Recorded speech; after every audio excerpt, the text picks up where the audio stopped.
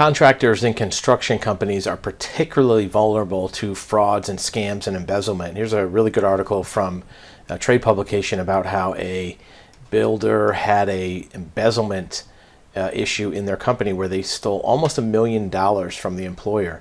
The person pled guilty to embezzlement and forgery because they had passed 64 fraudulent checks. And here's how most of these scams and fraud usually work.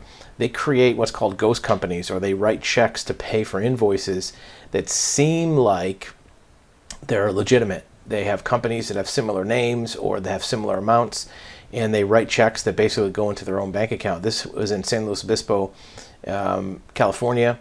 The construction company was called Greg Wyman Construction, and the bookkeeper or accountant, Jory Wild, this happened a long time ago, embezzled these money. And the embezzlement was significant in many levels. It was because the company had serious financial problems after this, and because a general contractor by definition subcontracts to other businesses, there's a lot of accounts payable that are paid from this company to the subs, electrical contractors, plumbing contractors, and many times the checks that go out can be made to look legitimate when in fact they're going into the account of the scammer. So this is another example. If you're a general contractor or a builder, to have good fraud prevention measures built in, and double check your payables. Make sure you're not paying things twice. Make sure that the address and the actual business matches what's on your invoices, and that it matches the original